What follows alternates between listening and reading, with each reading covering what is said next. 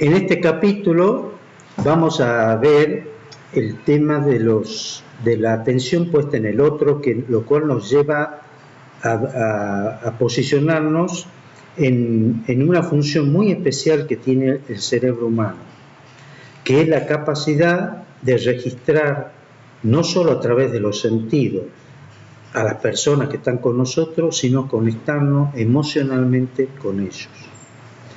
Pero un requisito previo a esa capacidad está dada en una introspección previa. Es decir, si normalmente pretendemos registrarlo al otro como hacemos cotidianamente, en verdad no logramos lo que estamos buscando, que es el verdadero registro del otro. Para eso he puesto en la primera diapositiva una frase del Papa Francisco que dice justamente: una atención puesta en el otro, considerándolo como uno consigo. Esta atención amante es el inicio de una verdadera preocupación por su persona, a partir de la cual deseo buscar efectivamente su bien. Diríamos que el Papa en este pequeño párrafo ha descrito todo lo que deseamos en estas diapositivas que vamos a ver en adelante. Empezando entonces con un sí mismo que internaliza y se posiciona en oración mediante, lo mejor, para estar en manos del Señor, para que el otro llegue a mí a través del amor que Jesús tiene en nosotros, en ambos. Y así estaríamos entonces entrando en lo que es esto que sería persona y diálogo. Porque aquí hay un misterio en el ser humano. La persona, por un lado, se define por su misteriosa posesión de sí mismo, es decir, el sí mismo es un lugar que no se puede definir, es poco posible definir el sí mismo, porque cuando uno quiere hablar del sí mismo estamos hablando de identidad. Cuando estamos hablando de identidad no hablamos de la identidad biológica, no hablamos de la identidad psicológica, estamos hablando de la identidad del ser. Y la identidad del ser nos trasciende a nuestra capacidad de autocomprensión o de comprensión. Está más arriba de lo que podemos comprender. Por eso es que cuando hablamos de este tipo de que se dice que es incomunicable, nos referimos a que es un lugar a donde solamente está el Señor y nosotros. Es un lugar al que no se puede llegar si no es a través de la espiritualidad. Pero paradójicamente nos logramos transmitir a través de esa incomunicabilidad con el Señor en la oración, y cuando estamos con esa capacidad de amor, a través de ese amor nos comunicamos con el Señor y con el otro. Y si salimos a un nivel emocional, ya nos comunicamos con un otro a través de un diálogo, que es el diálogo que realizamos todos los días con seres que nos reúnen. Por eso es que es misterioso, porque son dos tipos de comunicación. Una comunicación que es trascendente, que nos supera, y otro tipo de comunicación que por un lado es un poco inconsciente, pero por otro lado también es racional y la estamos haciendo. O sea, es muy complejo el ser humano cuando hablamos de la capacidad del diálogo. Entonces la realidad personal implica esto, ¿no es cierto? No es una relación interpersonal, sino intrapersonal. La próxima sería esto que hablábamos. Para ello tengo que tener una conciencia del sí mismo. Y la conciencia del sí mismo implica introspección. Y la introspección implica no solo verme emocionalmente, sino verme en mi forma espiritual. ¿Cómo estoy? ¿Qué deseo? ¿Qué quiero? Y de ahí la necesidad previa de poner en mi interior una necesidad de conectarme con algo que me sostenga, con algo que me dé fuerza, con algo que me dé que el día a día merece ser buscado como una ocasión de sentirme bien. Esa capacidad de la identidad, que es única y irrepetible, que solamente puede ser de cada persona, es también lo que llamamos fuerza vital. Y esa fuerza vital es inmutable, desde la concepción hasta la muerte. Y la esencia de eso que llamamos vital es trascendente al ser humano y se denomina alma. Así que cuando hablamos de introspección, estamos hablando de una introspección espiritual de una profundidad tal que estamos hablando desde el alma de una persona al Señor. Cuando ya tenemos esa capacidad de aprender a hacer de la oración y de la emoción una verdadera amalgama entre lo que llamamos emoción y espiritualidad, es que nos damos cuenta que este enfoque que tenemos personal e íntimo nos permite comprender y manejar ese mundo interno. Ese mundo interno al que tanto nos perturba en ocasiones, y mejor dicho, que nos perturba muy frecuentemente, pero aprendemos que se lo puede modular, se lo puede ir manejando y aprendiendo que con una buena introspección emocional aunada a una oración hace que podamos manejar ese mundo incluso cuando se encuentra conmocionado por situaciones perturbadoras. Esta motivación intrínseca, que es la que viene tan de adentro, de tan profundo de nuestro ser, nos puede revelar y discernir lo que en verdad nos importa en la vida, para tratar de sacar aquello que nos puede atraer a través del contexto como algo muy importante, pero descuidamos las cosas más importantes de la vida. Un ejemplo claro y concreto es el tema del trabajo. Toda persona que es capaz, entre los 40 y 50, tiene una capacidad de desarrollar que toma mucho vuelo, toma mucha altura. En ese momento tiene conciencia de sus capacidades y al frente suyo se abren dos caminos. Un camino que lleva al triunfo y al éxito.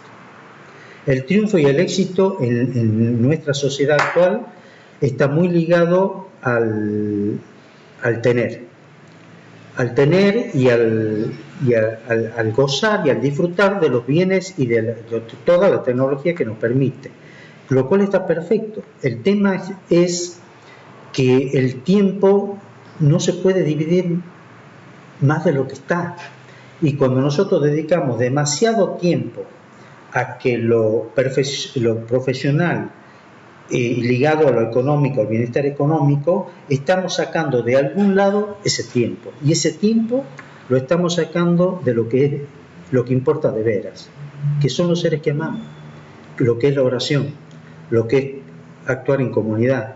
Es decir, es como que sin hacer mal descuidamos nuestra esencia espiritual. Después, el otro tema es que cuando tenemos que empezar a discernir en nuestro actuar dos tipos de actividades: la competencia racional, la competencia emocional y la competencia espiritual. A los fines prácticos uno los separa, sabemos que es imposible, pero para que tengamos en cuenta que lo racional, lo emocional y lo espiritual están asociados continuamente, y lo único que tenemos que tratar de hacer es que trabajen en forma armónica y orientado hacia un bien. Es fundamental siempre tener un filtro que nos permita discernir si lo que tenemos al frente es una obra de bien. Habiendo pasado ese filtro, la competencia racional, la emocional y la espiritual, es cuestión de poderlas más o menos alinear. Entonces aquí en la competencia racional yo he puesto, son las funciones cognitivas superiores. Esas funciones cognitivas superiores son la capacidad para formular metas en la vida.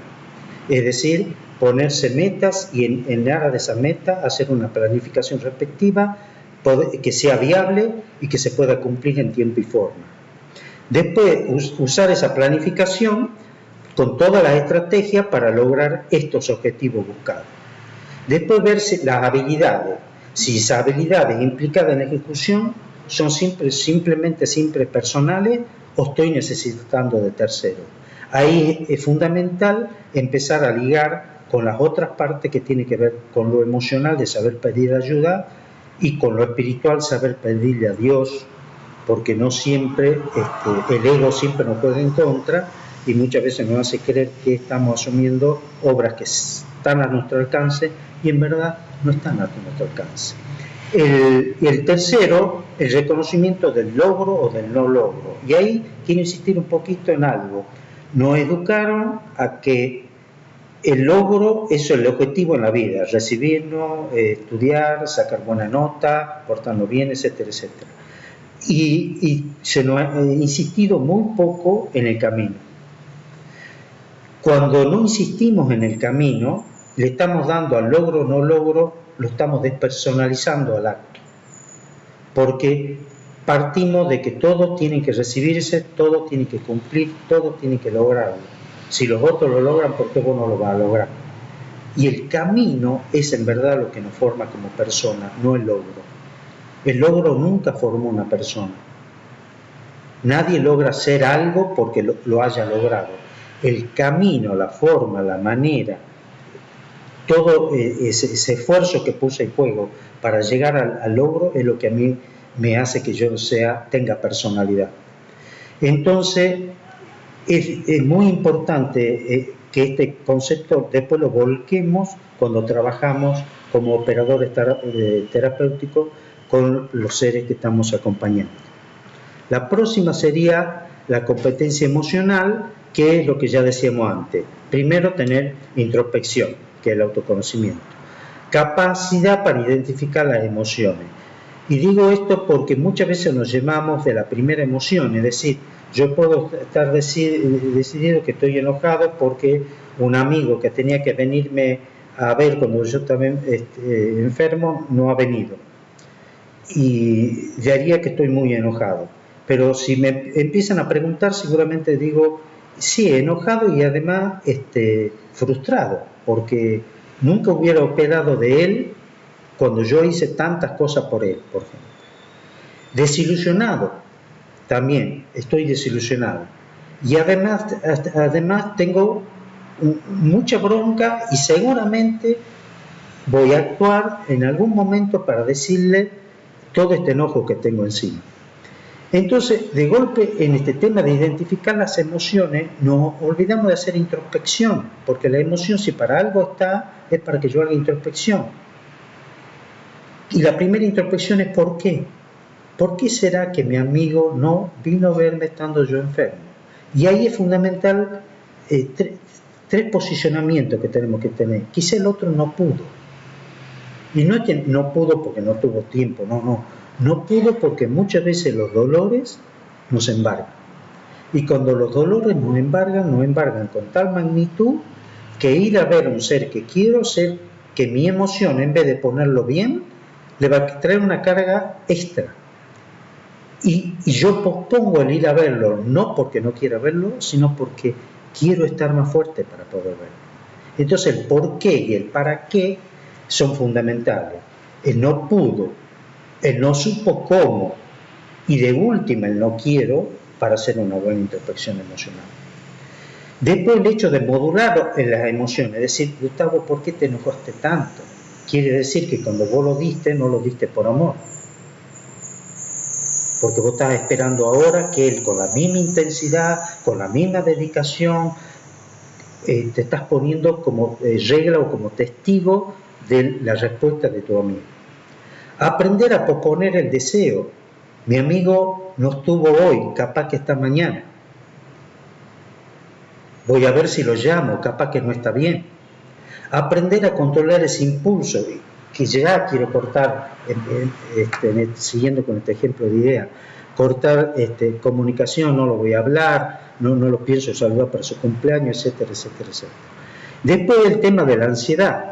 Siempre cuando tenemos problemas viene una ansiedad marcada. Tenemos que darnos cuenta que hay una ansiedad que es parte de lo que el buen estrés y hay una ansiedad que es lo que llamamos nosotros disestrés, que la ansiedad que evita que tomemos buenas decisiones. La ansiedad del buen estrés nos permite focalizarnos, nos permite estar atentos, nos permite estar presto a actuar de la manera más adecuada. Ya la ansiedad que supera eso me saca de foco, me empiezo a olvidar de las cosas, me pongo ansioso, quiero acelerarlo a mi accionar para compensar el tiempo perdido y siempre termino olvidándome las cosas, dejándome las cosas, olvidándome de llevar cosas, etc. Y después el conocimiento diferencia entre emoción, que me olvidé de poner ahí, es entre emociones, sentimiento y acción. Entre emoción, la emoción es, como todos la conocemos, todas la describimos. El sentimiento es la forma en que yo siento esa emoción. Y ahí es muy importante que tengamos en claro cuando nos relacionamos con los chicos y cuando nos relacionamos en nuestra familia.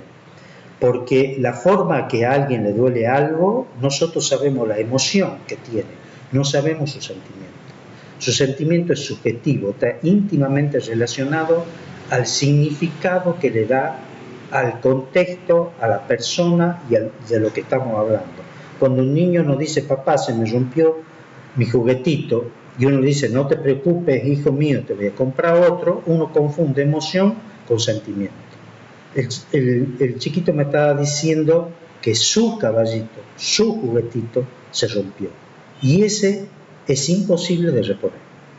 Si yo me pongo con ese criterio, me siento al lado de él, comparto su dolor, hago una comunión de alma, como diríamos en el sentido de sintonizar emociones, y el niño se siente comprendido desde su pérdida, no desde el caballito, sino desde su pérdida. Y la acción entonces que viene a posterior está en consecuencia de si lo he visto como emoción o lo he visto como un sentimiento. En la próxima ya veríamos las competencias espirituales, que son las que más tenemos que tener en claro, que es el rumbo que tenemos que tomar en esta problemática. Los chicos que vienen heridos vienen con heridas desde su más tierna infancia. Esa herida han causado en ellos zonas que han dejado una huella muy profunda de carencias. Y esas carencias son secuelas que tiene una gran necesidad de ser registrado y una gran necesidad de sentirse amado. El tema es que a través del mundo emocional uno confunde sentirse amado con la sensación de sentirse amado por un otro, por mamá, por papá, por los hermanos, por más adelante cuando uno tiene edad de ser amado por su pareja, cuando en verdad es una carencia trascendente, es una herida interior que solamente puede ser llenada de la parte espiritual. Entonces ahí hay que trabajar mucho con el tema del sentido de vida, no en el hecho de que busca un sentido de vida, dedícate a estudiar, no es ese sentido de vida. Es un sentido de vida como el que hablábamos antes, de lo vital, del encontrar en nosotros un lugar espiritual, de conectarnos a alguien que nos ama hasta donde nadie más puede amar, para que yo a partir de ahí pueda posicionarme. Cuando uno encuentra que la espiritualidad y el sentimiento vital responden a lo trascendente, uno al sentido de vida sí o sí lo relaciona con eso, es decir, no sale de esa ruta, sabe que el sentido de vida es espiritual. Entonces, todo mi proyecto de vida, por más que estén en lo que sea tener una profesión, compartir socialmente, todo, está sostenido en algo que me trasciende, en algo que me sostiene, porque estos chicos, cuando ponen su recuperación en el amor de la madre, en el amor del padre, en el amor del hijo, que no es que no sea válido, sino que es válido a corto plazo. Es decir, poner que la etapa de recuperación lo hacen por sus hijos, vale hoy y va a valer mañana, pero no va a valer para toda la vida. No va a valer para toda la vida. No es posible que ese amor sea lo suficientemente fuerte para salir de este tipo de enfermedad. Por eso, esto de reconstruir un itinerario de vida, necesidad de volver a creer en mí y recuperar la esperanza de que un cambio es posible, tiene que estar ligado a lo espiritual y no a la autoestima del yo. Aprender que la caridad es la llave que abre nuestros corazones. Tener fe de que con la ayuda de Dios y de los que me aman podré lograr la rehabilitación, y pedir al Señor la aceptación y la convicción que de esta enfermedad yo solo no podré salir. Y esas serían a grandes rasgos el camino. Ahora bien, hemos visto en otra presentación el tema de la empatía, y habíamos hablado de la empatía cognitiva, y me quedaba por desarrollar un poquito de la empatía sintónica, que es en verdad la que yo necesito para que el otro se sienta amado. La empatía cognitiva es la que usamos normalmente en nuestras casas.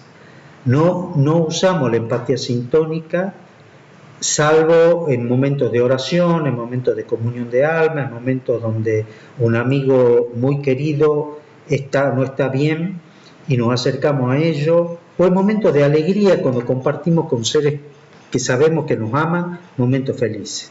Y aquí ya le estamos dando la definición, el marco teórico a la empatía sintónica. La empatía sintónica es cuando la otra persona sabe que uno sabe cómo está interiormente y que es correspondido. Entonces es como una sintonización de alma a alma, sin palabra. La empatía sintónica puede darse sin palabra. Los varones estamos cómodos acá en la empatía sintónica porque los varones tenemos poca facilidad de expresarnos emocionalmente. Y con la gestualidad y con las posturas y las actitudes decimos muchísimas más cosas que con las palabras.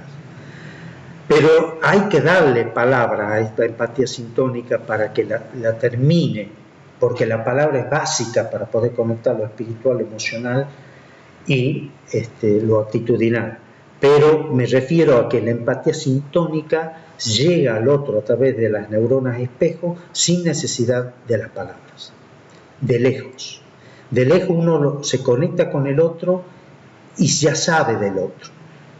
Muchas de las cosas que llamamos intuiciones son simplemente haberse conectado sintónicamente, espiritualmente o emocionalmente con un otro.